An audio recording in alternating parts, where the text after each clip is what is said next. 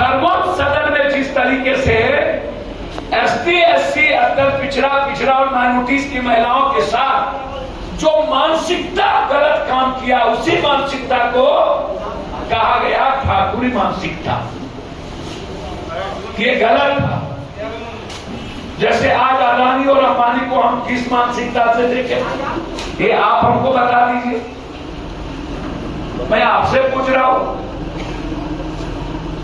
भारत की परंपरा वसुधैव कुटुंबकम की रही, भारत की परंपरा सर्वधर्म समभाव की रही, भारत की परंपरा सार्वभौमिकता की रही, भारत की परंपरा दूसरे का सम्मान करने की रही है। अरे कट्टर तो सब है, कौन कट्टर नहीं है? जरा आप बता दीजिए हमको। मैं आपसे पूछना चाहता हूं, बहुत क्लियर है।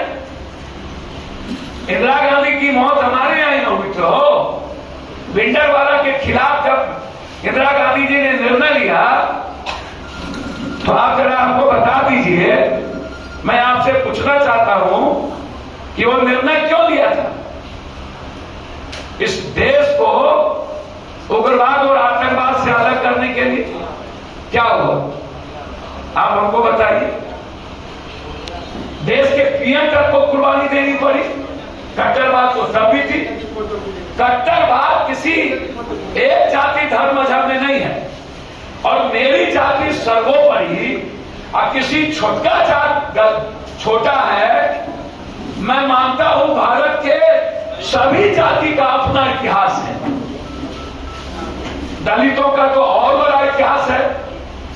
चाहे बिरसा मुंडा को लीजिए, चाहे वाल्मीकि, संत रविदास, रामास्वामी पेरियार, बाबा साहब अम्बेडकर, कबीर, महात्मा फूले, सावित्रीबाई फूले।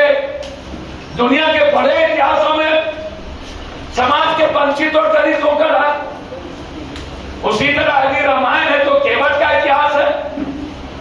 उसी तरह यदि महाभारत है दुनिया में तो यदु का भी इतिहास है, राजपूत समाज का भी इतिहास है। रामायण है तो उसका भी इतिहास है।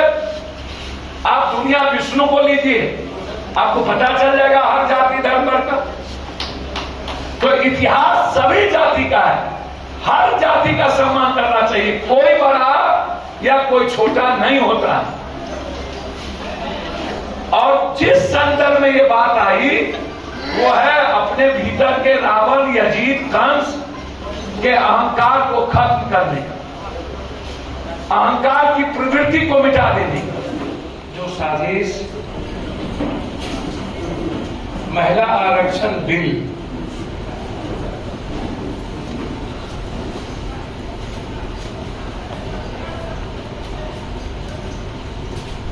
जो आनंद फानन में उन्होंने पोल खोला उनका, अब उससे बचने के लिए उन्होंने एक नई साजिश शुरू की। पहले तो अदर पिछड़े एसटी, एससी, ओबीसी के आरक्षण पर उनकी भूमिका गलत रही। फिर विशेष सत्र उनका बुलाना ही गलत था।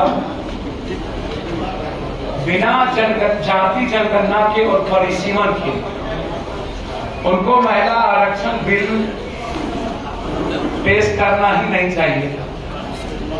और यदि उन्होंने महिला आरक्षण बिल पेश किया तो उनको 2024 के सत्र से ही शुरू करनी चाहिए।